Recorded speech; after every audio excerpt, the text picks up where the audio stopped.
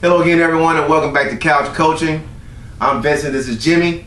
This is going to be our final episode of the 2012 season, and we're going to be talking about the Super Bowl, which is going to have the Baltimore Ravens and the San Francisco 49ers.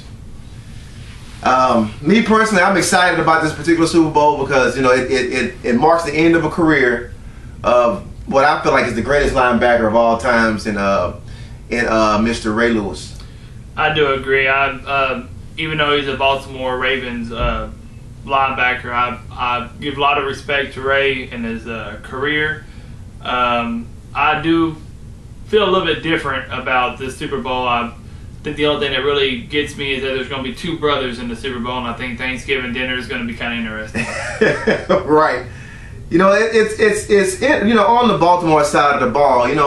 Their path to the Super Bowl was laced with a bunch of different, scenarios and situations to where, at one point it looked like they were going to just run away with the AFC North. Then they kind of faltered out in the middle of the season. And then at the very end of the season, I think like 4 games left, they fired their offensive coordinator. I'm going to say this about the Harbaugh brothers in particular. These guys, when they coach, they're not afraid to make the tough decisions. Well, I don't think it was even a real tough decision. I mean, when you're looking at Cam Cameron, people in Baltimore, just like any other city that's a big football deal, right. What have you done for me lately? Yeah. And in all the games they lost, it was, why isn't Ray Rice getting the ball? Why ain't Ray Rice doing this? Why ain't Ray Rice doing that? Right. So, when you have those tough questions and you see your at that point in time, you got Cincinnati and Pittsburgh closing in on you, and you had a 4-game, lead. Right. Now we've got to look, we have a chance here to lose this lead and really have to get into let's hope, somebody helps us. Right, exactly. So I think when it came down to that, I think they really had no choice but to go ahead and say, look, this is 2 years in a row, 3 years in a row that we've been, wondering why you're calling what you've been calling. So, I think it's time to go somewhere else. And I think the only reason why Jim Caldwell is doing as good as he's doing right now is because he's basically feeding Ray Rice with what he's doing. I mean, the people are like, well, why ain't Ray Rice doing this? Well, Ray Rice is doing this. Right. Why ain't Ray Rice doing that? Well, Ray Rice is doing that. I mean, that's what he's doing. The thing about Caldwell is, mind you, he's never been an offensive coordinator ever. So I got to give him kudos for coming in, and taking charge of the offense as Harbaugh had asked him to do. Well, it's like this. When he was the head coach in Indianapolis with Peyton Manning was the offensive coordinator. Right. Okay. Well, here's the deal. He's really not doing anything different. It's not like he's coaching up his line or coaching up Flacco. It's Ray Rice is our star, just like Peyton Manning was. Let's just go ahead and give him the ball, because if something does happen, it's going to be, well, why did y'all let Ray Rice do this? Why did y'all let Ray Rice do that? Well, I'm gonna have to disagree with you on that, because during their playoff run, they weren't playing very well in the New England game. Mm-hmm. They actually were on their way to getting beaten. Yeah. They go into halftime and then they make some adjustments. Now I don't know who's making these adjustments, and I'm gonna have to say it's Caldwell that makes the offensive calls on the other side. Defensive adjustments were made too, because defense basically just shut them down in the second half. I think that's really what drew it. I don't think there was a whole lot of straying away from the offensive game plan, as in, well, instead of handing Ray Rice the ball 15 times, we'll hand it to him 10 times. Right. If I'm not mistaken, there was an interception done that I think was ran back for a touchdown in that game. I know there was at least one fumble recovery in that game too, I believe. Yeah, the defense really did they set the up. tone second half, and I think when people started realizing what the defense was doing, it was like, hey, look, let's get our offensive going, so it's not just them doing something. I don't think it was really Jim Caldwell's decision, because even Jim Caldwell, after the Baltimore and Broncos game, right, the first time they met during the regular season, right, he pulled Peyton Manning aside after they lost to him and said, look, I'm going to be the new offensive coordinator. Do you think I can do it? Is basically what he asked him, because he even, it ain't no secret, Peyton Manning is the best quarterback / offensive coordinator / head coach, GM manager in the world.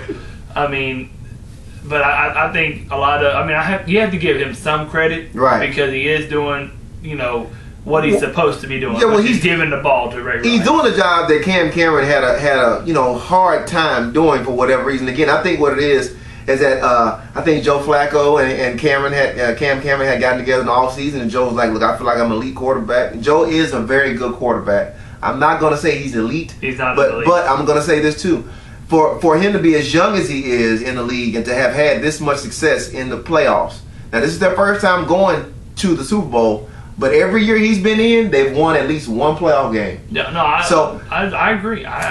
He is a very good and very talented quarterback, but I think, at this point in time, he's not an elite quarterback, and I think Cam Cameron, was a little full of himself, feeling like, well, I can make this guy into something that at this point he's really not. Now, talking about that, the New England game, New England went in at the half, and this was the AFC Championship game. New England went in at the half up 13-7. Baltimore comes out and scores 21 unanswered. Mm-hmm. And I believe it was, and let me check these scores. I'm not sure if it was a return for a touchdown off one of those interceptions. But I know that they defensively they did things that I don't understand why most teams don't do it. And now we talked about this when we were talking about the Texans when they went up there. Look, on the defensive side of the ball, you just can't get out there and set up in your regular setup all the time for Tom Brady to just know what you're gonna do. Right. What Baltimore did is in that game is that when they came out in the second half, they started standing people up at the line of scrimmage. You don't know, like you can hear them if you watch the game. The Mike, which is supposed to be the blitzing linebacker, was 56 or 52 or wherever it is, and then they drop back into coverage. When you do stuff like that to a quarterback on any level, yep, it changes the whole read. So whoever the number one option was, it changes. Mm-hmm. So when you make people uncomfortable in the backfield as a quarterback or as a defensive coordinator, it just changes everything. And I think that Baltimore was successful in doing that. And this is why they're representing the AFC in the Super Bowl this year. Yeah, I can't take anything away from Joe Flacco and the talent that he has. Right. I'm not going to call him an elite quarterback because he's never won a Super Bowl. Right. Therefore, he's never also been to a Super Bowl either. So, you really can't be called an elite or on your way to becoming an elite until you've actually gone and win a Super Bowl. And I think, and even though I'm from a Steeler, background with my personal self, our center, Pouncey, Marquise Pouncey, even said that he would love to see Baltimore win. I think it really does show a lot of talent to see where Joe Flacco had came from and where he's at now. But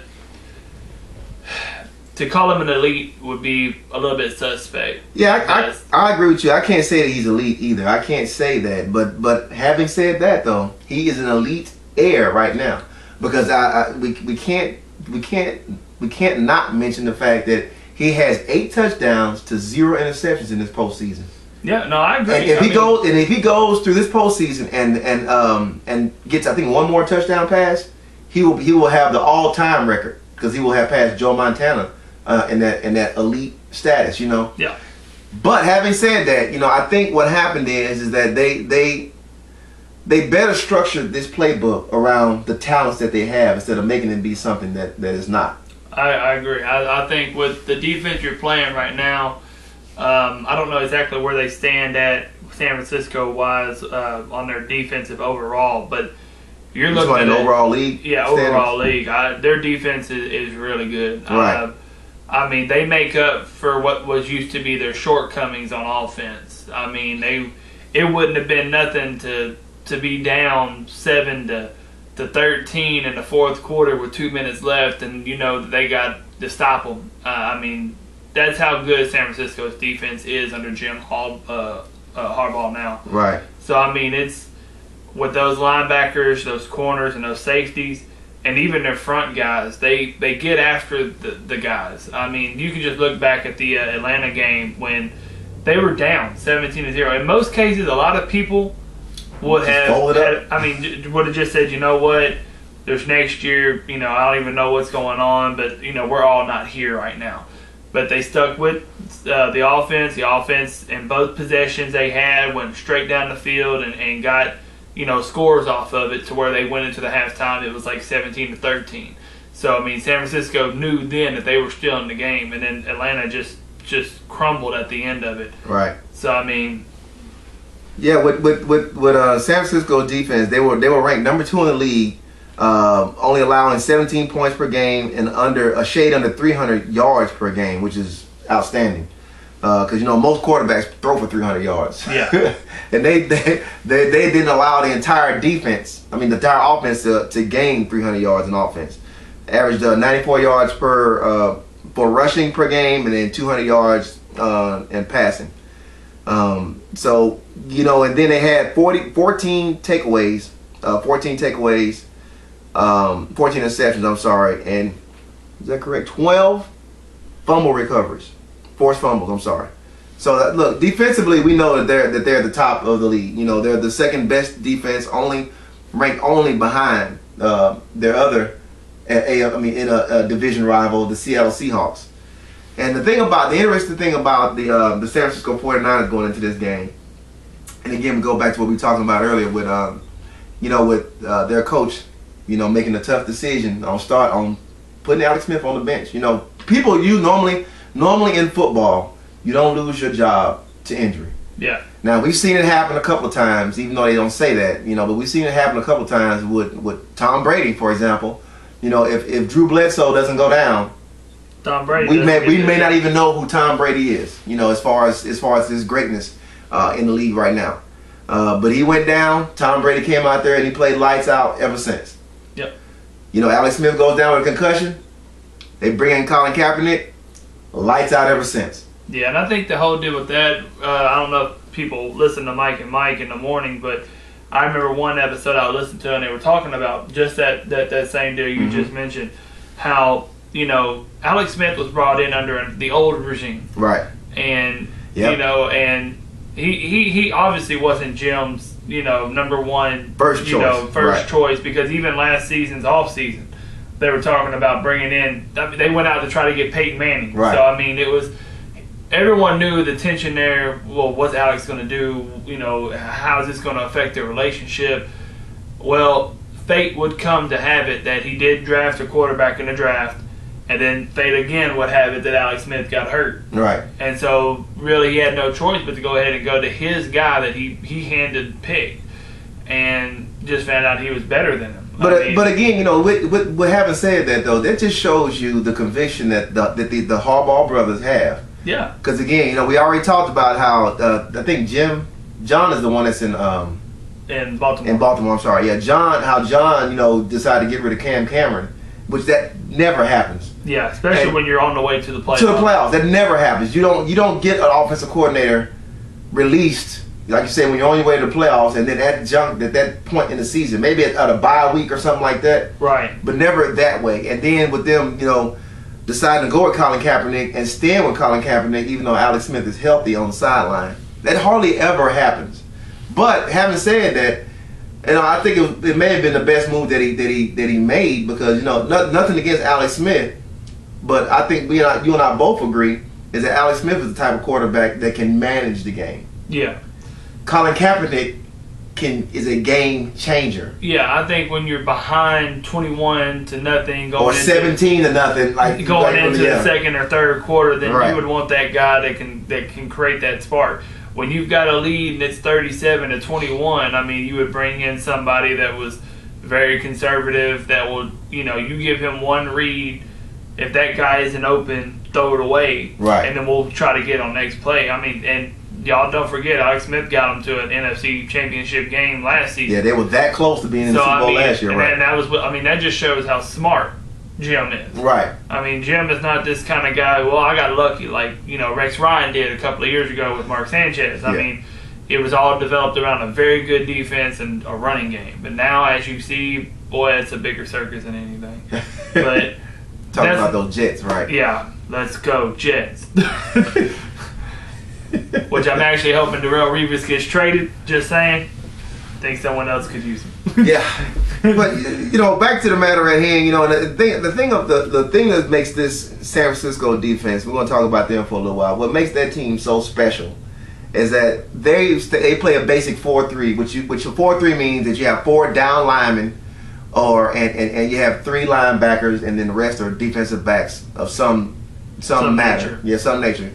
And their 4-3 is on the field most of the time. I'm gonna say at least 90% of the time. All right, that'd be a fair assessment. Yeah, their linebackers on the field.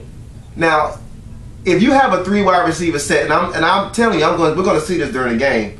We're gonna have a 3 wide receiver set, and the Baltimore Ravens are gonna come out there with Jacoby Jones on one side, Torrey Smith on the other, and then they're gonna put Anquan Bolden in the middle to be the slot. Mm-hmm. When you come out there in a set like that, normally, somebody's going to play what they call a nickel, which is 2 linebackers, 4 down linemen, 2 linebackers, and the rest of the defense is defensive backs to cover that slot guy.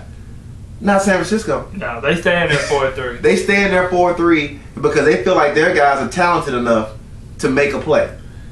Yep. On offense, as far as guarding the other wide receiver. It kind of goes back to the old days when running was the more important thing than it was throwing.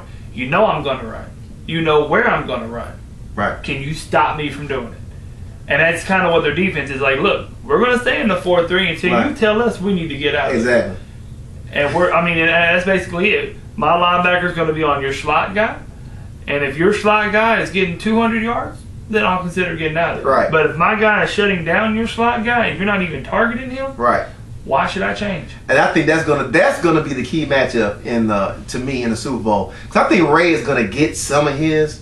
I feel like and I'm talking about Ray Rice. I think Ray Rice and Pierce, they'll get their touches. They'll get some. Oh no, they'll get their touches. They'll get their touches and they'll get some big plays. But I think just like it was in the AFC Championship game where Anquan Bolden showed up and showed out in the second half, I think that's going to be the key matchup. Is what linebacker is going to hold him, number one. And then number two, can they stay with him and can they protect Joe Flacco long enough to get to him? That's going to be the question right there because it's not too much how long can my linebacker stay on your guy. It's how good can my front four get to your quarterback. Right, exactly. Because everyone, physics knows. Anybody who knows anything about physics, if guy A is faster than guy B, it's only going to be a matter of time before guy A passes guy B.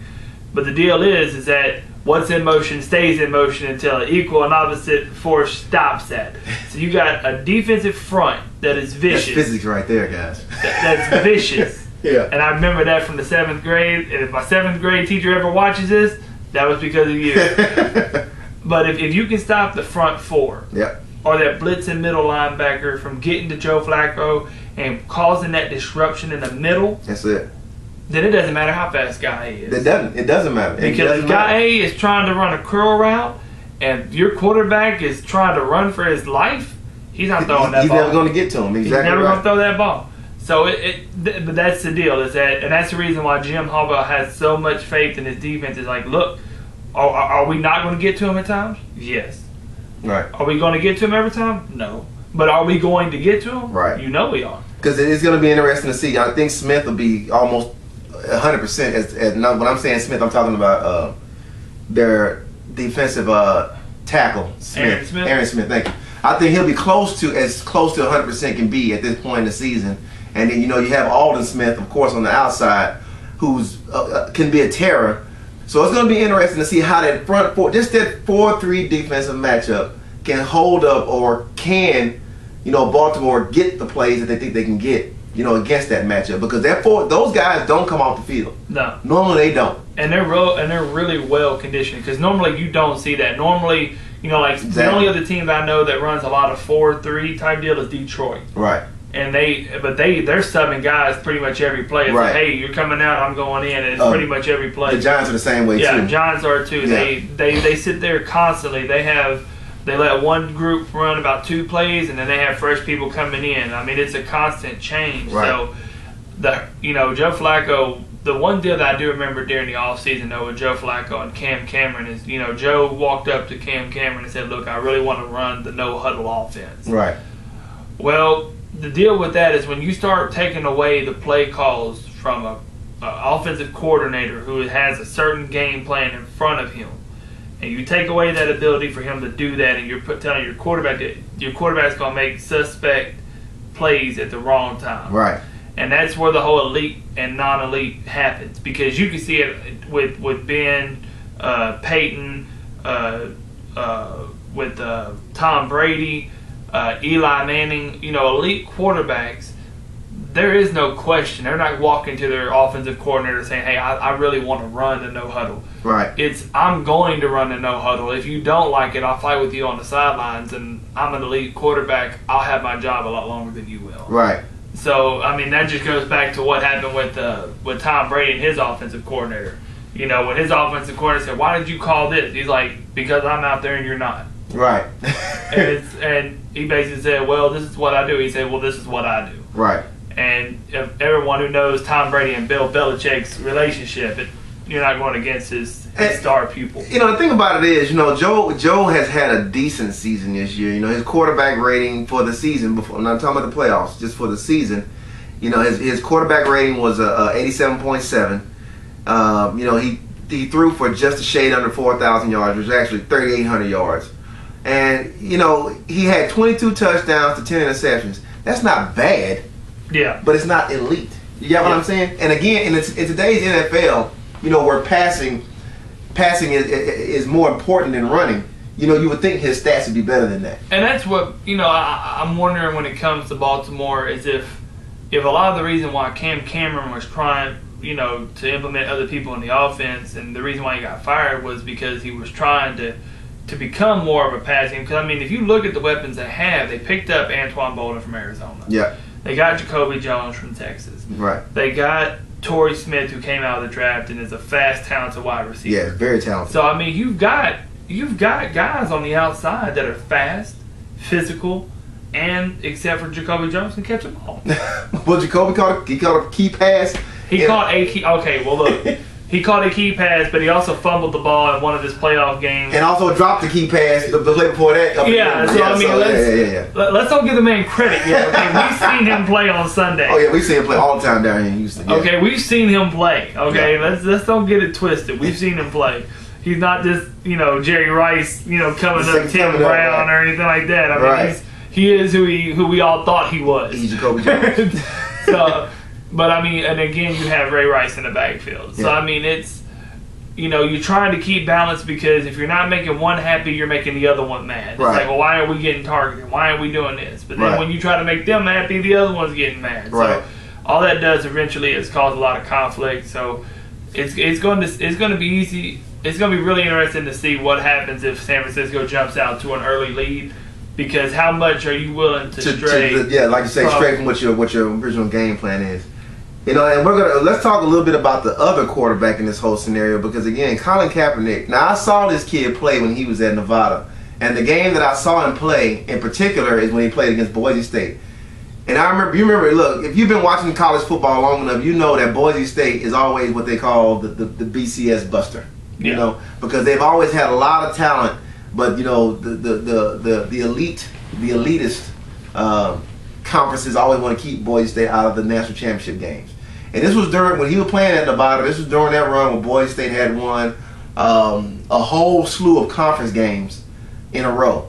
Mm-hmm. Well, then they go to Nevada, and Colin Kaepernick acted a fool. They were running a pistol type offense there in Nevada as well, and he went off, and Nevada defeated Boise State. Now that may have been the game that vaulted him to this career that he now has in San Francisco, because the dude physically, he's talented. Yeah, you know, I don't know if people know this or not, but he was a 3-sport guy coming out of high school. He played basketball. He could have played baseball professionally. Actually, yeah, he had the Cubs actually offered him a pitching contract. A pitching contract for them. Yeah. So I mean, this, and he's smart too. I mean, this guy is very, you know, book smart and everything else like that.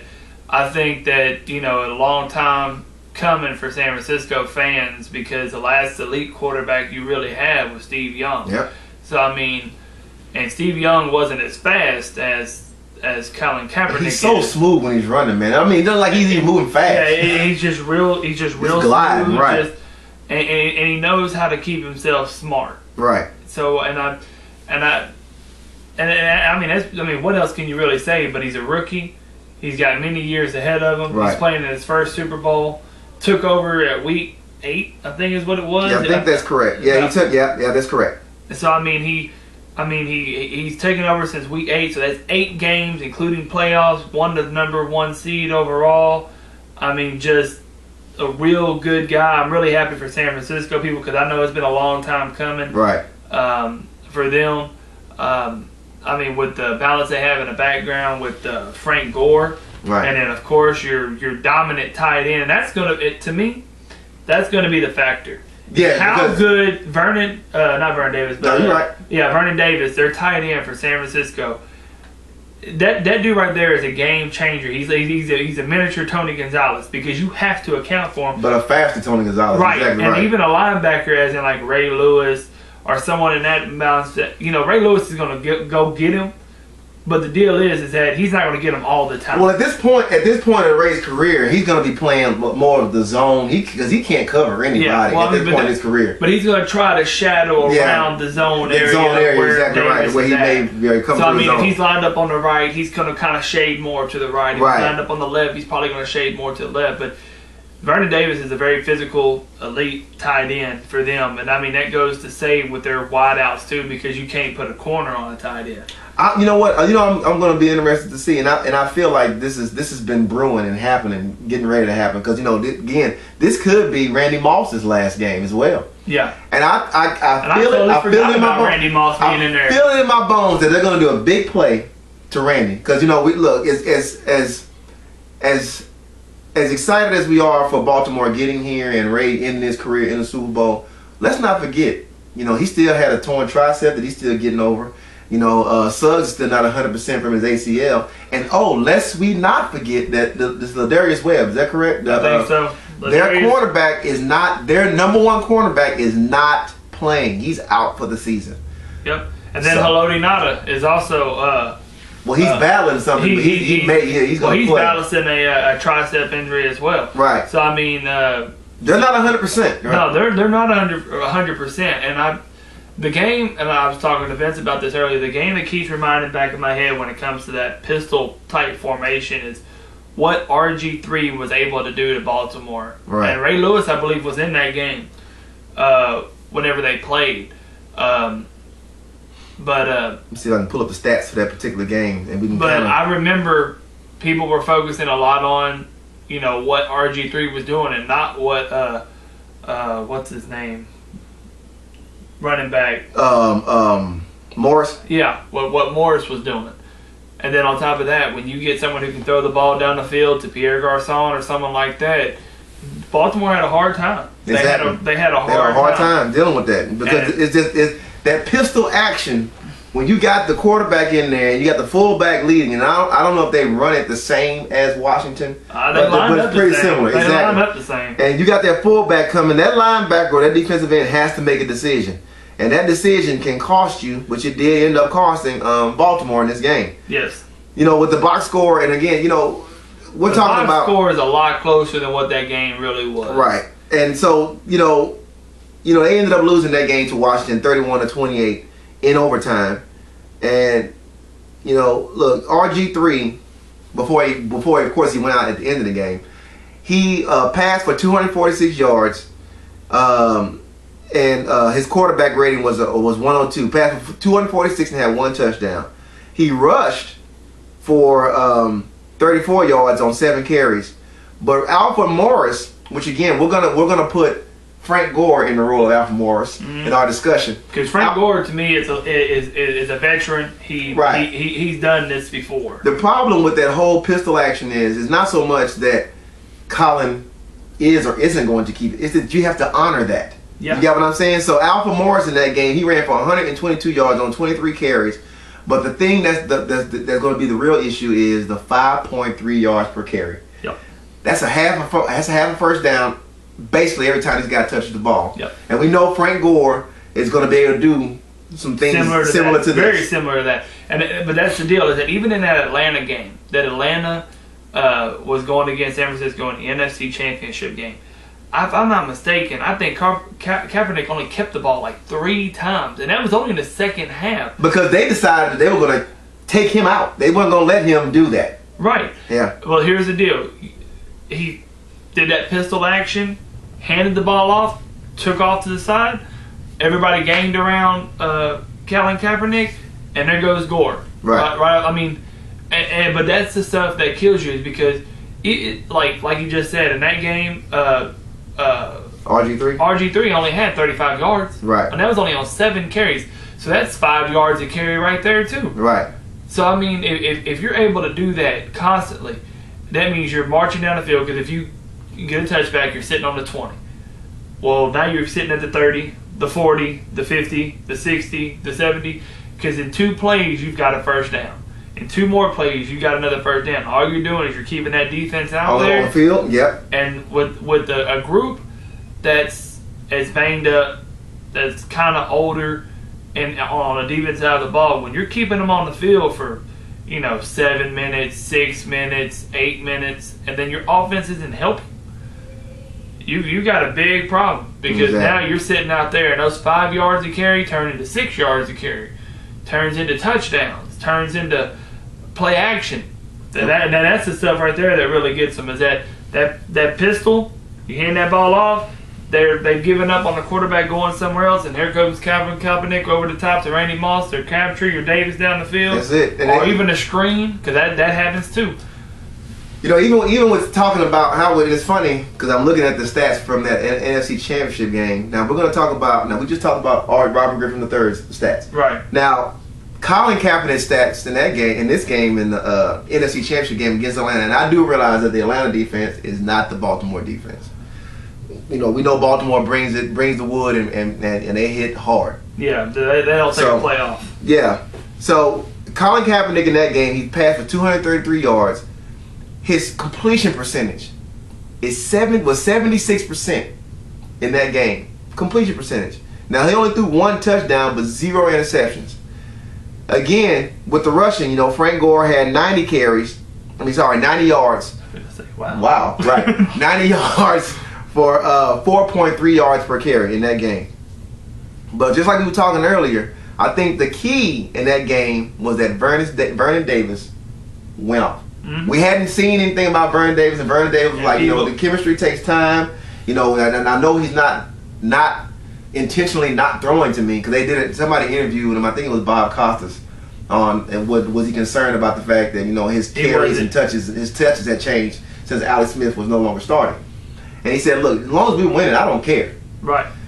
Which is a very positive thing. Exactly. Because you definitely don't want to cause any kind of conflict. You don't. So in this game, Vernon Davis had 5 catches for 106 yards and 1 touchdown. That's 21.2 yards per catch. That's going to be like we had mentioned earlier. If Vernon Davis can get off, and I'm telling you, I see a big play coming from Randy Moss. Because Randy Moss in that game, he had 3 catches, 46 yards, 15 yards per catch.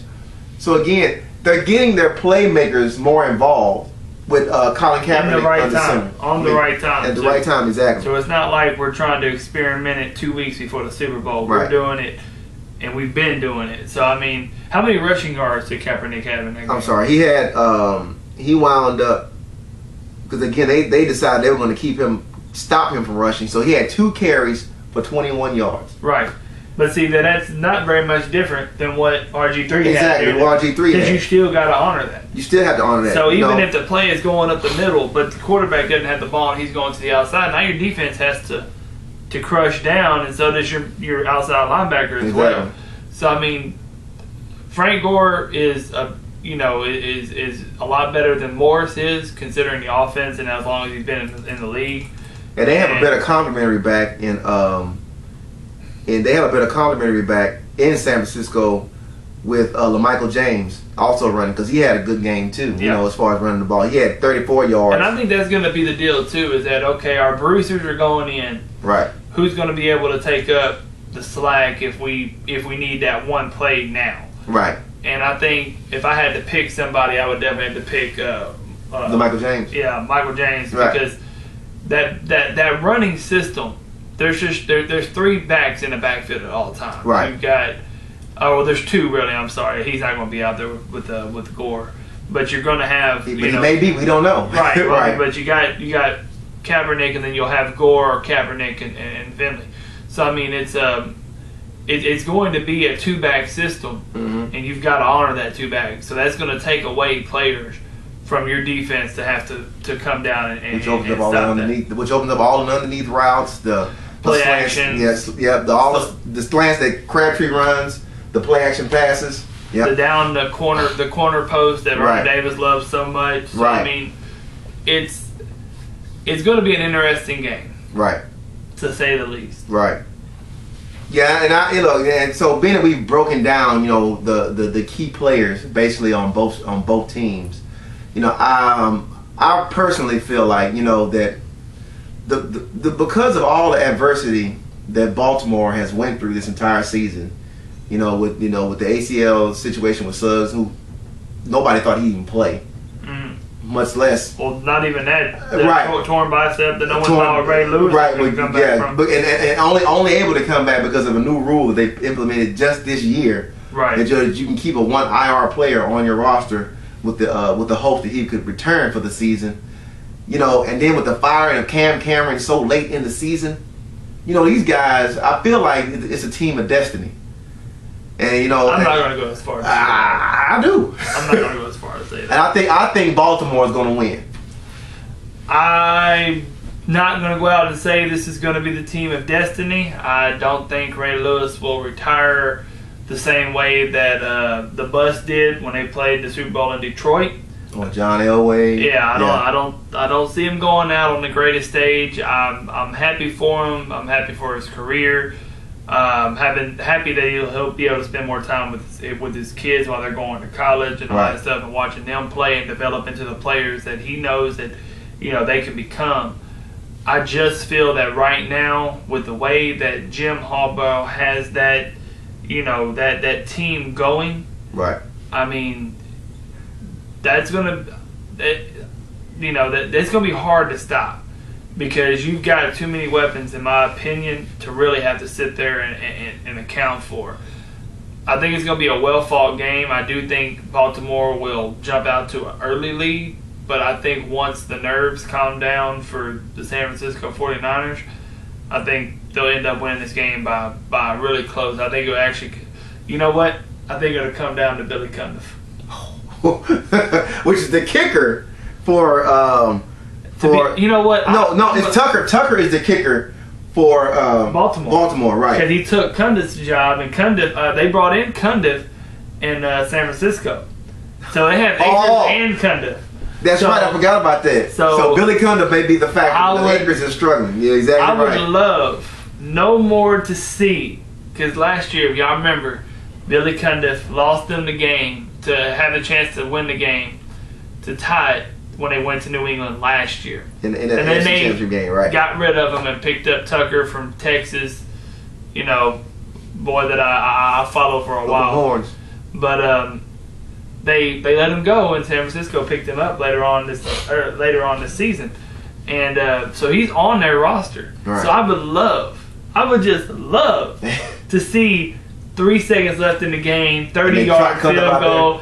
They bring Cundiff out there just to pour salt on the wound. He kicks it right through the middle. Baltimore goes home. John's like, we should have kept him. We should have kept him. We wouldn't have lost. If they had sent Akers out there, you probably would have missed it.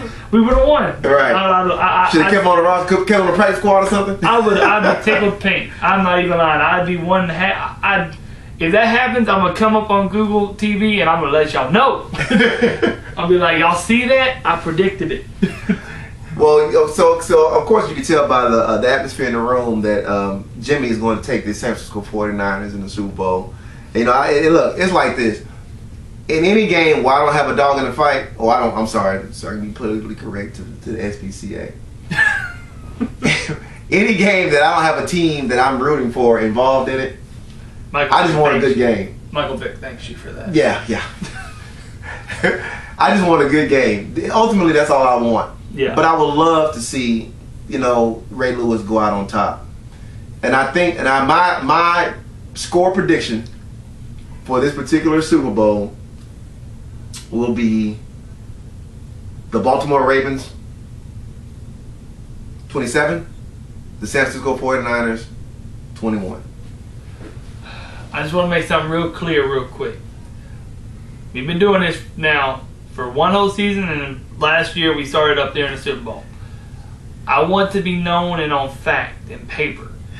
I was right last year. Yeah, he was. Right now, he's batting 1,000. I picked New York to beat New England, while my counterpart here picked New England to beat New York. I'm picking San Francisco. And it's going to be 27-24. And it's going to come down to a field goal. By Billy Cundiff. By Billy Cundiff. I'm telling you. All right, well, after this year, he'll have a Super Bowl win, and I'll have a Super Bowl win. No, hey, really, thanks guys for coming out and watching us. You know, if you like what you see or what you saw or anything in particular, have any questions or comments, leave them at the bottom of the page, and you know, hit us up on Facebook at couchcoaching12.com. I always have a hard problem with that. And you know, again, thanks for stopping by. Not couchcoaching12.com. What is it? We don't have a page. What is it? See, I always struggle with that. You can send us an email at couchcoaching12@gmail.com or hit us up on Facebook at couchcoaching12. And look forward to we're gonna put that stuff on your laptop. Look for other videos on YouTube as well from us later on during this off season. We're going to come up with you know, more descriptions of a 4-3, 3-4 offense type deal, just to kind of fill out the season until we meet up again in August. So of course, look forward to the draft. Yep. We'll have another segment for the draft in April. You know, but you know, just kind of look on our page and you'll see upcoming events and all that kind of stuff. And like you said, if you like what you see, comment, like, subscribe, hit us up on Facebook, become a friend, a member, it doesn't matter. We'll be glad to hear from you. If you have any suggestions, we'll put it in on the next time we see. Holler. Peace.